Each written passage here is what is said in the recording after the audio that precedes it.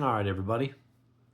Doing my last relatively affordable watch review. Probably the last one I do that's under $1,000 for a while. If you watch my video from yesterday on how not to do a watch collection, which is basically just do the opposite of what I did, you'll know that I'm getting rid of like a dozen of my watches at least. I've got a whole bunch of them. I've already let some go.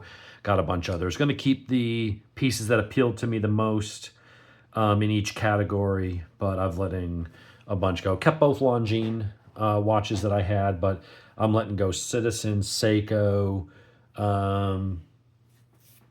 what else? Victorinox, some Bulova. I don't know. I had like a pile of watches I just let go. At least a dozen. Got to get it down to a small watch case for my quartz, and then my watch winder for a handful of automatics. And I'm going to focus on Breitling and Tag Heuer and Nomos and maybe Baume & Mercier, maybe someday if I'm lucky, Omega or Rolex, we'll see. But I'm going to move up not just the quality, but just move up the food chain. Oh, and a Tudor. I got to have a Tudor. Definitely going to get a Tudor and a Tag are probably the two at the top of my list. So, but I'd already ordered this, so I'm going to keep this for a while because this one is less than $300, but it's really cool. It's reassuringly German, and it is different than any other watch that I've got. So before we get into it, go watch a little video somewhere. I'm not going to give you a 20-minute history lesson because I'm sure I'll botch it, not being fluent on it. I would just be reading somebody else's write-up for you. But go study Bauhaus.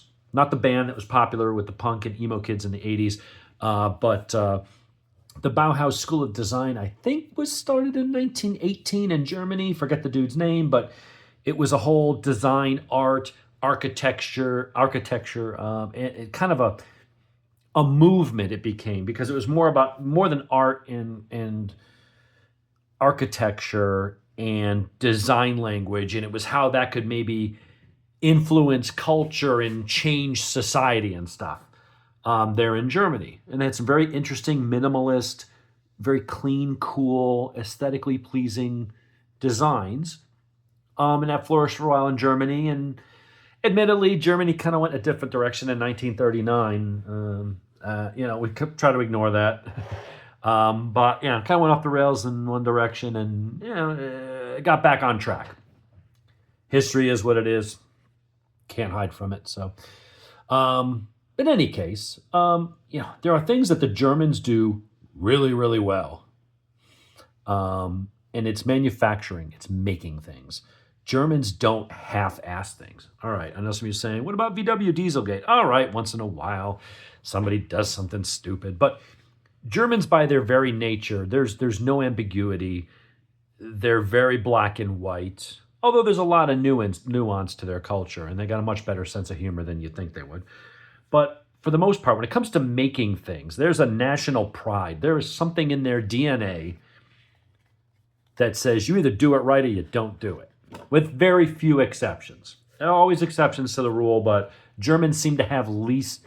Germans in that way are kind of like the Japanese. They do it right. So there's this company that's only been around, I think, since 2016 or 2018. And it was some watch enthusiasts decided they wanted to make affordable Bauhaus, clean, minimalist design watches at a good price point that everybody could afford, but it would be quality. It would be sapphire crystals. You could have a choice of quartz, or you could have automatic versions. And so this is the company called Sternglas. Hope I'm pronouncing that right. Nice little box. Again, minimalist. Goes to the design of the watch, goes to the entire design philosophy of Bauhaus. So the model that I have selected for today's video, and for myself to wear, is the Naos, or maybe they pronounce it Naos, not sure, not German. And this is the XL model. It is a date, time, and that's it. Doesn't even have a second hand. When I say minimalist, I mean minimalist. So let's take it out. It's got a black calf skin, really nice premium watch strap. Very, very soft to the touch, very supple. When you think of the word supple, this is what you think of. It feels like a really nice set of gloves or something. I mean, that's plush. I like that. In the box, you've got the manual, which is not a manual, it's a QR code, because again, minimalist packaging, minimalist design, minimalist waste and environmental impact, all that goes into it. You want the manual, download it on your phone, have a digital copy wherever you go. Not that there's much to setting a quartz watch that just has the date and the time on it. You got your warranty card, 2 years from date of purchase, some stuff in German on one side and American on the other, in case you have to... there's a support number and just some basic information. There you go. Great. That's it. That's Bauhaus. That is minimalist. That's what these guys are about, which is kind of why I like the watch. So let's look at the watch, and I'll try to hold it steady here. And I'll move it just a little bit so you can see the different sides. And we'll go through the specs. So this is the Naos XL. I got it in the white dial. I believe there's black dial. You can get with brown leather, black leather, and I think there's a steel mesh bracelet. 42 millimeters across. The, hold on, I'm looking at the specs for the automatic because it says case thickness is, whatchamacallit, like 12 millimeters. No, that is not the case. Need to look up the all right, here we background quartz. 42 mil across. Case height. A very svelte 6.6 millimeters. This thing is a featherweight. This is minimalist in every sense of the word. The lug width, 20 millimeters. Lug to lug, 47. So while this is a 42 millimeter, it's only 47 lug to lug. And with the strap, I mean, this is minimalist. On me, a 42 is perfect. I could wear a little larger. I do have larger watches. But for some people that are like, oh, I want a 39 or whatever, a smaller one, guess what? They've got a version of that too. This is the XL. So I think you can get a 39 or 40, I believe. It's something like that. They got a bunch of different models. But anyway, 42, 6.6, 20, 47. It does not give a weight, but this small, that thin, it doesn't weigh much. It's in the weight, the realm of like a lot of G-Shocks. Your case, polished 316L stainless, domed sapphire glass, double anti-reflective coating. The hands are blue. Water resistance, 5 atmospheres, so you can get it splashed in the sink. Do not submerge this watch. Not that you'd like to with the nice calfskin strap anyway. The movement does use a Miyota 9U15 quartz, and it just has a date on it. Now, as I'm looking at this is beautiful, minimalistic, doesn't even have a second hand. So, I mean, it's bare bones, but there's something very clean about that Bauhaus aesthetic. Obviously not a screw-down crown, does have a small logo on it. Simple back with 4 screws, change the battery that way. The straps that it gives you are quick disconnect, so if you want to throw something else on there, pretty much any 20 mil strap, or maybe you can even find a bracelet that you like that goes with that, or buy the braided steel mesh one that they sell. I like that those springs are nice and tight. That should get in and click in there, and yeah, no real wiggle. That's nice. They did a good job of fitment on this. Looks very well made. Here is the one thing I will say as a criticism, and I will share this with them. If you're going to put a date on it, that date is the size of a freaking poppy seed. That's like a #1 font. I understand the whole minimalist design. I honestly, looking at this, at least in this lighting right now, I honestly can't read that. I think it says 28. It almost looks like 29. Now, if I put on magnifiers like reading glasses, which unfortunately, as I'm hitting age 53, my eyesight is still good. I can still shoot a gun real well and drive and ride and stuff. But trying to read little stuff like that up close, I got a set of reading glasses downstairs. Point is, either make that bigger or get rid of it. It's unless you have eagle eyes, it's kind of useless. All you just see is this dot, and you're kind of like, well, what does it say? And if the lighting's not optimal and you don't have 20/20 vision, it's useless. It's just a distraction from this otherwise. If you're going to have something there that breaks up that clean wall of white and this sort of uninterrupted minimalist elegance, it needs to be useful. That's not useful. That's just a distraction. You're like, what the hell is that? And I think it says it's a date, but I don't even know what it is. You should be able to look at your watch, which the rest of the watch, you look at a glance, you instantly know what time it is. You're not trying to figure out, well, is there a second hand or is that the minute hand? It fulfills that minimalist, elegant, clean, intuitive design that is all about Bauhaus.